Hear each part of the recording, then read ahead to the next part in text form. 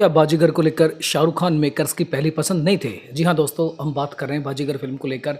दोस्तों, आप सभी जानते हैं कि 1993 के अंदर ये फिल्म रिलीज हुई थी और बेसिकली जब रिलीज हुई थी उसके बाद बॉक्स ऑफिस को इस फिल्म ने भाई हिला के रख दिया था। और थिएटर के बाहर लगातार जो फैन फिल्म को देखने वाले लोग थे, जो दोस्तों उनको टिकट नहीं मिल रही थी इस फिल्म का, दोस्तों आलम ये था।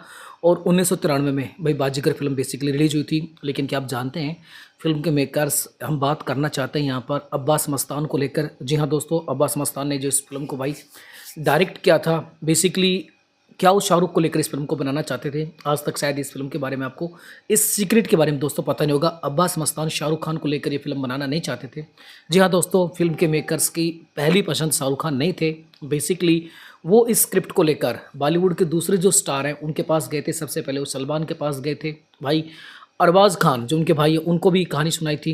बेसिकली अक्षय कुमार को भी ये कहानी सुनाई थी और उन्होंने अनिल कपूर को भी ये कहानी सुनाई थी। बट उन सभी ने इस फिल्म के अंदर भाई काम करने से मना कर दिया। अब आप कहोगे भाई इन सभी ने काम करने से मना क्यों कर दिया? क्योंकि आप सभी जानते हैं कि उस समय के अंदर जबकि ये सभी एक्टर काम कर रहे थे, वो इसके अंदर जो एक्टर होता है वो नेगेटिव कैरेक्टर निभाता है। तो दोस्तों उन्हें लगा कि जहाँ एक हीरो की इमेज होती है और वहाँ अब भाई आप नेगेटिव कैरेक्टर निभाएंगे तो अपना पूरा का पूरा फिल्मी करियर भाई दाव पे आप लगा सकते हो। बहुत बड़ा रिस्की था।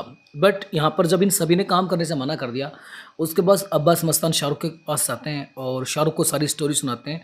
और स्टोरी सुनते ही शाहरुख इस काम के लिए रेडी हो जाता है। जी हाँ दोस्तों, इस काम को करने के लिए तैयार हो जाता है। भाई दोस्तों, आप सभी जानते हैं ये बातें तो 1990 के हैं, 1990 की बातें हैं। लेकिन आप शाहरुख को आप भी जानते हैं जबकि कितना बड़ा स्टार है और उसके बाद उनका पूरा फिल्मी कैरियर है। दोस्तों शाहरुख खान को हमेशा डिफरेंट कंटेंट पे काम करना पसंद है।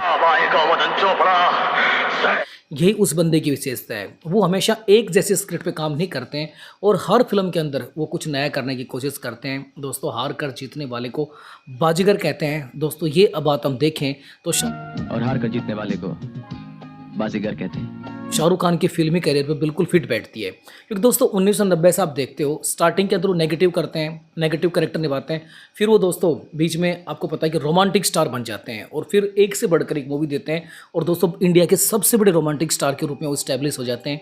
तो यहाँ भी आपने देखा कि शाहरुख को स्टोरी सुनाई जाती है और शाहरुख फिर उस पर एक्सेप्ट होते हैं, वो काम करने के लिए रेडी हो जाते हैं। और उस समय के अंदर उसको करना बहुत बड़ी बात है क्योंकि शाहरुख का उस समय आपको पता है कि सिक्स स्टार्टिंग पीरियड था और स्टार्टिंग पीरियड में आप एक काम कर रहे हो, वो भी एक नेगेटिव मूवी के अंदर काम कर रहे हो। यानी कि इट मीन्स आप हीरो बनने के लिए आए हो बट अपने स्टार्टिंग में ही आपने नेगेटिव करेक्टर को चूज कर लिया है। तो दोस्तों बहुत रिस्की था, लेकिन भाई शाहरुख ने उस रिस्क को उठाया और उस फिल्म के अंदर काम किया। और जब फिल्म रिलीज हुई तो भाई सारे सारे जो रिकॉर्ड थे उन रिकॉर्ड को इस फिल्म ने धुआं धुआं बेसिकली करके रख दिया। और शाहरुख के जो डायलॉग थे, शाहरुख का जो काम था, उसको भाई बहुत ही ज़्यादा पसंद किया गया, बहुत ही ज़्यादा पसंद किया गया। और शाहरुख की फिल्मी करियर को देखें तो उनके फिल्मी करियर के अंदर ये एक फिल्म है जो एक मील का पत्थर है। जी हाँ दोस्तों, ये एक फिल्म है शाहरुख के करियर के अंदर मील का पत्थर साबित है। यानी शाहरुख की बहुत सारी बेहतरीन फिल्में देखते हैं तो उन्हें बहुत ही बेहतरीन फिल्म है। शाहरुख, शिल्पा शेट्टी और काजोल ने इस फिल्म के अंदर भाई लीड रोल प्ले किया था।